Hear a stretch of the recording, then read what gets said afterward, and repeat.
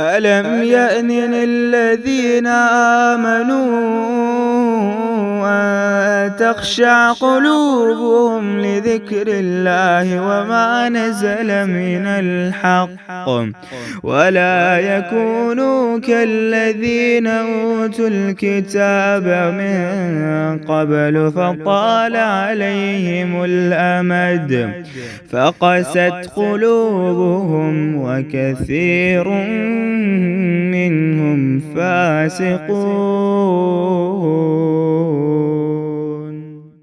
اور ان سے جب کہا جاتا ہے کہ اللہ کے دیے ہوئے میں سے کچھ خرچ کرو تو یہ کفار ایمان والوں کو جواب دیتے ہیں کہ ہم انہیں کیوں کھلائیں جنہیں اگر اللہ چاہتا تو خود کھلا پلا دیتا، تم تو ہو ہی کھلی گمراہی میں۔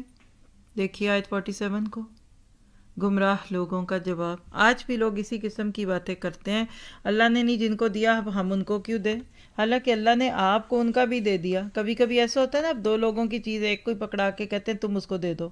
آج دنیا میں جو بے قاعدگیاں ہیں اس کو بچنے، اس سے نکلنے کا یہی راز ہے، یہی طریقہ ہے کہ ہم اپنے صدقات اور خیرات اور اپنی ایکسٹراز کو ان لوگوں کے ساتھ شیئر کریں، وہ بیچارے جو حقیقت میں آپ کے پاس ان چیزوں کو لینے کے لیے آتے ہیں اس امید کے ساتھ کہ آپ ان کو دیں۔ آج بھی آپ دیکھیے کہ مشنریز کے نام پر بہت تبلیغ کی جاتی ہے کہ لوگوں کو کھلایا پلایا جاتا ہے، اور یقین کیجئے کہ کوئی یہ نہیں کہ کوئی کھانے کی وجہ سے آتا ہے، لیکن اس سے دل میں اثر بنتا ہے۔ آج بھی اگر کوئی نان مسلم آپ کے گھر آئے اور آپ اس کو اچھی سی چائے پلا دیں، کوئی کوکیز دے دیں، اور اگر آپ نے کبھی بریانی پلاؤ کھلا دیا تو وہ آپ کی بات سننے کے لیے تیار ہوگا۔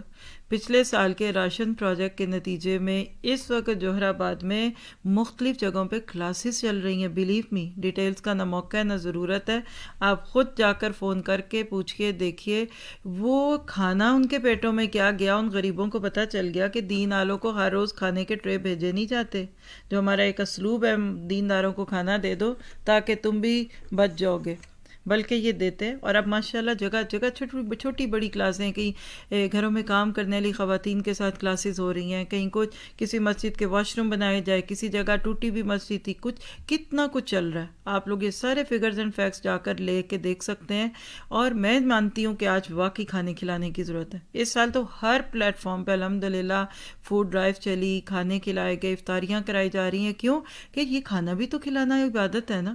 لیکن یہ جو بات ادھر آج میں اپنے سمجھی ہے تو اس کو سمجھ لیجئے کہ جب ہمارا اپنا ہی پیٹ نہیں بھرتا تو ہم دوسروں کو کہاں کھلائیں گے؟ تو کیا پتہ چلا کہ یہ گمراہی کی باتیں ہیں کہ اللہ نے نہیں دیا تو ہم کیوں دیں۔ کبھی کبھی ہم بابے کو کہتے ہیں بابا معاف کر، اللہ دے گا، مت کہیے۔